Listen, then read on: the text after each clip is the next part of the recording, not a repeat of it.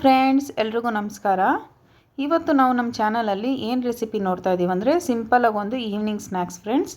ಸಬ್ಬಕ್ಕಿಯಿಂದ ಚಕ್ಲಿ ಹೇಗೆ ಮಾಡೋದು ಅಂತ. ಈ ಚಕ್ಲಿ ತಿನ್ನೋದಕ್ಕೂ ತುಂಬ ರುಚಿಯಾಗಿರುತ್ತೆ. ಇದು ಮಾಡೋದು ತುಂಬ ಸುಲಭ.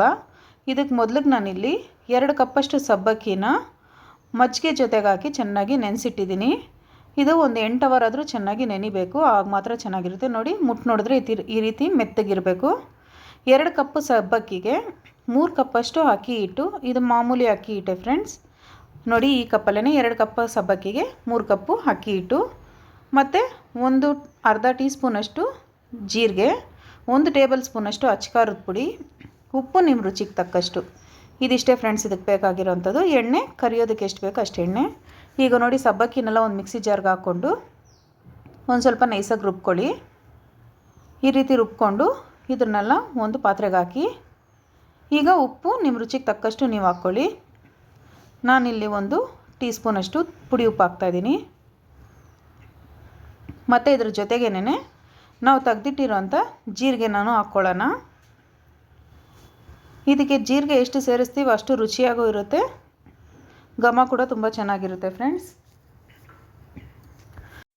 ಜೀರಿಗೆ ಹಾಕ್ಕೊಂಡು ಇವಾಗ ಇದ್ರ ಜೊತೆಗೇನೆ ನಾವು ತೆಗೆದಿಟ್ಟಿರೋಂಥ ಅಚ್ಚಕಾರದ ಪುಡಿ ಹಾಕ್ಕೊಳ್ಳೋಣ.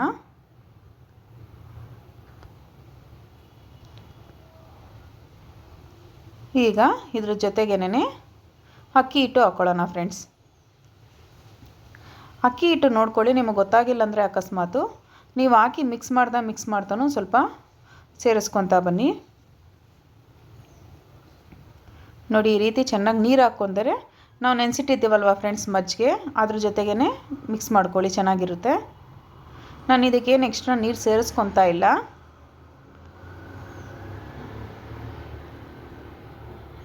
ನೋಡಿ, ಸ್ವಲ್ಪನೇ ಸೇರಿಸ್ಕೊಂಡು ಚೆನ್ನಾಗಿ ಮಿಕ್ಸ್ ಮಾಡ್ಕೊಳ್ಳಿ. ಈಗ ನೋಡಿ ಫ್ರೆಂಡ್ಸ್, ಇಂಥ ಚಕ್ಲಿ ಒತ್ತೋದ್ರಲ್ಲಿ ತೊಗೊಬೇಕು. ನೋಡಿ, ಹಿಟ್ಟು ಇಷ್ಟು ಸಾಫ್ಟ್ ಇದ್ದರೆ ಸಾಕು.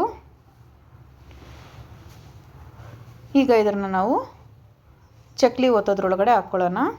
ಹಾಕ್ಕೊಂಡು ಎಣ್ಣೆ ಕಾಯ್ಲಿಕ್ಕೆ ಇಟ್ಟಿರಿ. ನಮ್ಮತ್ತೆ ಏನು ರೆಸಿಪಿ ಏನು ಸ್ನ್ಯಾಕ್ಸ್ ಮಾಡಿದ್ರು ಗ್ಯಾಸ್ ಮೇಲೆ ಒಂದು ಪುಟ್ಟು ಗಣೇಶನ ಥರ ಇಟ್ಟಿರ್ತಾರೆ ಫ್ರೆಂಡ್ಸ್. ಆಗ ಮಾತ್ರ ಅದು ಚೆನ್ನಾಗಿರುತ್ತೆ ಅಂತೇಳಿ ಅವ್ರ ನಂಬಿಕೆ ಅದು. ನೋಡಿ, ಈ ರೀತಿ ಎಣ್ಣೆ ಚೆನ್ನಾಗಿ ಬಿಸಿ ಆದಮೇಲೆ ಅದರಲ್ಲಿ ಒಂದು ಸ್ವಲ್ಪನೇ ತಿರುಗಿಸ್ಬಿಡಿ ಚಕ್ಲಿನ. ಇದನ್ನ ಈ ರೀತಿ ಸ್ವಲ್ಪ ಚಿಕ್ಕದಾಗಾದರೂ ಹಾಕ್ಕೊಬೋದು, ಇಲ್ಲ ದೊಡ್ಡದಾಗ ಹಂಗೆ ಒಂದೇ ಸರಿನಾದರೂ ಒತ್ತಿಬಿಡ್ಬೋದು ಫ್ರೆಂಡ್ಸ್, ಚೆನ್ನಾಗೇ ಇರುತ್ತೆ.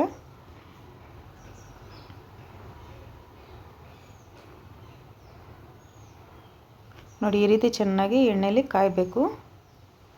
ಒಂದು ಕಡೆ ಬೆಂದಿದ್ದಾದಮೇಲೆ ಇನ್ನೊಂದು ಕಡೆ ತಿರುಗಿಸಿ ಹಾಕ್ಕೊಳ್ಳಿ.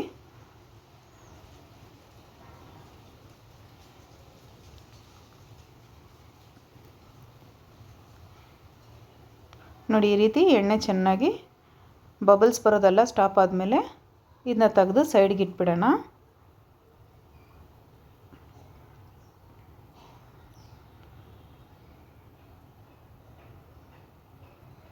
ಮತ್ತು ಉಳಿದಿರೋಂಥ ಹಿಟ್ಟನ್ನು ಅದೇ ರೀತಿ ಚಕ್ಲಿ ಥರ ಒತ್ಕೊಳ್ಳೋಣ.